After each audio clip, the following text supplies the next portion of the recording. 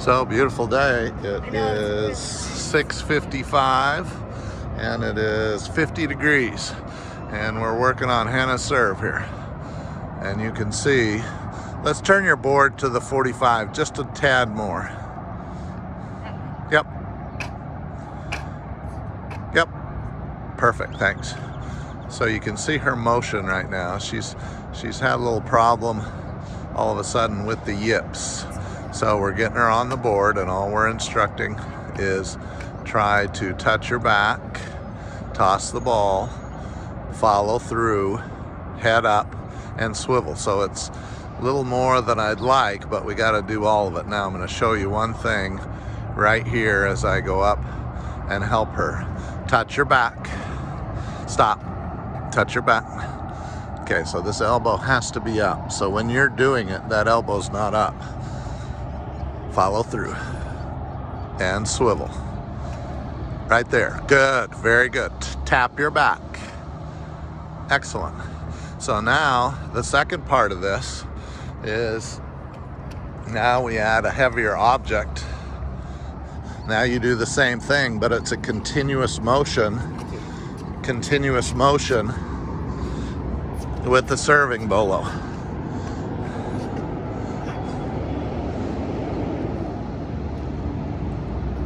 Good. Good.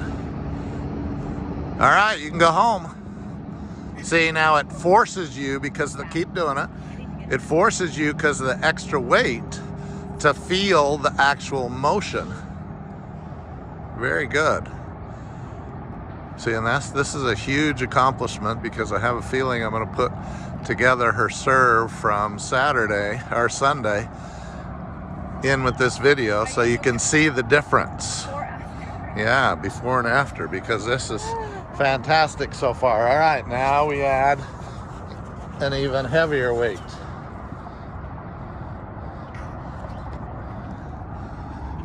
And you got to be careful, because this will whack you if you don't have rhythm and tempo, but you definitely have rhythm and tempo now. Very good. Very good. So David's going, wow, that was a quick fix. But now when the ball's up there, that's where we'll really see if it happens. No, I understand. Now the heaviest one. At this point, it's not really tapping my back anymore, is it? Maybe slightly. Depends on, you don't want to whack yourself, but let's see, it kind of goes down already. You feel, see, it forces your elbow up because of the weight of the object. See, and that's excellent. The only thing we don't have is quite enough swivel. There you go. There you go. Now we're in business. Swivel. Good. Because the most important part now is that you have rhythm and tempo, and the swivel is what gives you the power. And then you have power only if you have balance. And look at the balance you have right now. So this is why I make so many people use the 8-board, and this is how I do all my teaching. Reach up. Good. All right, grab your racket.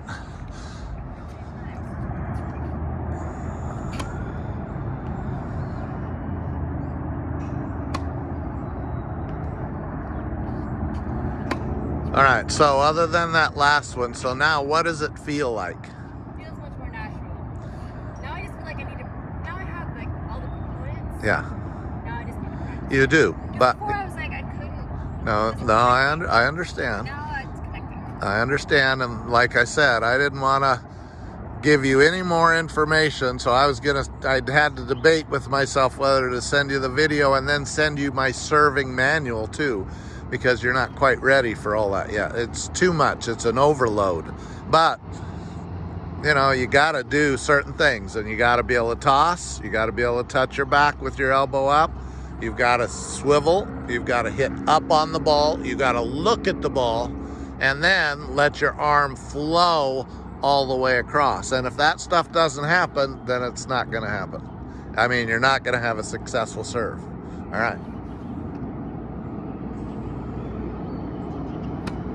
Good. Good.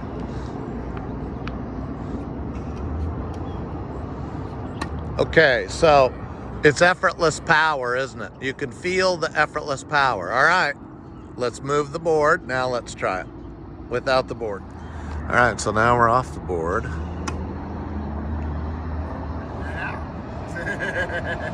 And the motion still looks good. Turn to the, there you go. There you go. Good, now right in the middle of the box. Wow, that was excellent. Okay, swivel. Okay, so that toss was a tad too far out in front. And I mean, when I mean a tad, I mean that much. I mean, it's so, it throws you off so much, just an inch. It has to be perfect. And the other challenge, and me too, because everybody used to turn to the 90. As a matter of fact, McEnroe used to go even farther back, you know, and here's what he said. He screwed up his back so bad doing that, that he opens up his hips a lot more now when he plays, and he still plays amazing. Yeah, the instinct is to do that, totally. Yes. Well, that's how we were taught.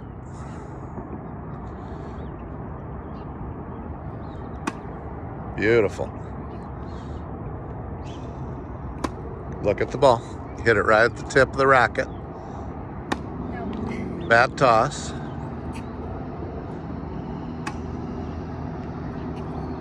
So now what are you feeling? You're feeling when you have a bad ball toss. You feel when you don't swivel much. You feel when you don't watch the ball. And so you're going to have to practice on the board, then practice off the board. Then when you lose it a little bit, then get back on the board, feel it again, and do it again. And, you know, this is what it takes. I definitely feel that I have it sometimes. Like, I got it, and then You totally have it. Then see, all you need now, I'm going to let you use the board for a while. All you need to do is get out and practice. And actually, I think it'll be a fun practice session for you.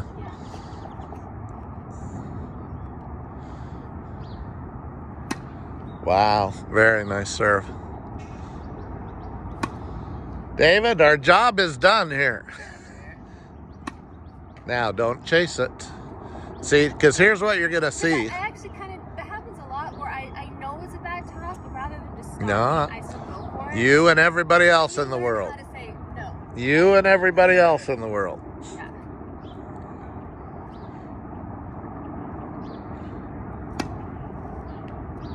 That was a rim shot, but I didn't make Yep. it.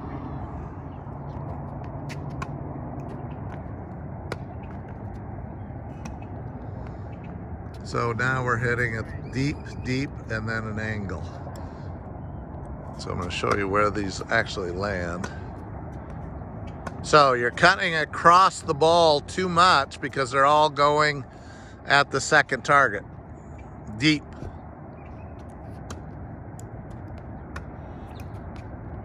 Good, better. Let's go all deep for a while. All at the orange target.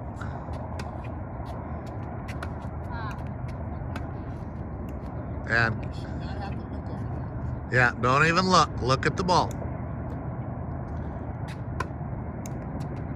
I don't know, I'm hitting it like, Yeah, because you're not watching the ball. I don't know. So here, stop, hold on. It's, no, stop it, stop it. It's no more than you not watching the ball. So anytime that the ball misses your racket, it's gonna move the racket, and that's the sensation that you're feeling.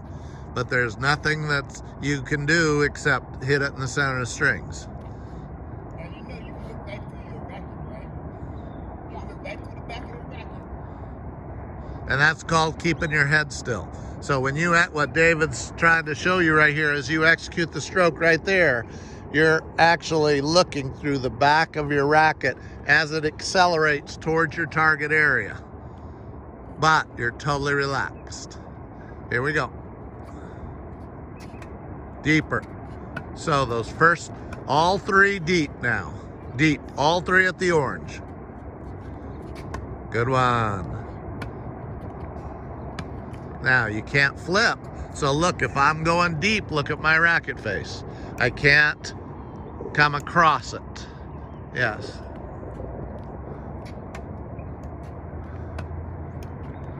Your first one was perfect. And remember, no short one now. All at the orange.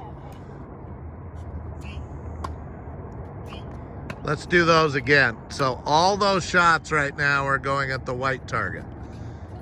So stay right there and let's do some from right there. Good. Good.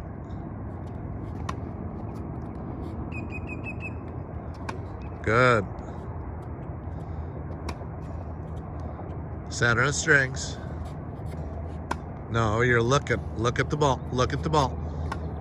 Now, swivel and release. Yes.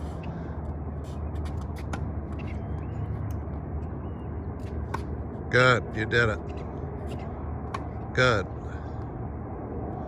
Okay, so let's stop. So on a scale of 1 to 10, 10 being tight as possible, where do you feel you are? Probably like a 6. I thought maybe a 5, 4.5. Okay, yeah. So all you have to I do, think tight is normal for me, so it doesn't feel tight. it's tight. Tight is normal for everybody till you get Right. to the higher levels. So I don't feel like I'm tight, but I also don't feel like I'm. Well, and here's what happened. Your ball isn't exploding. It's going to explode when you feel it. When you feel it, you can hit a volley and it's going to pop. All right, here we go.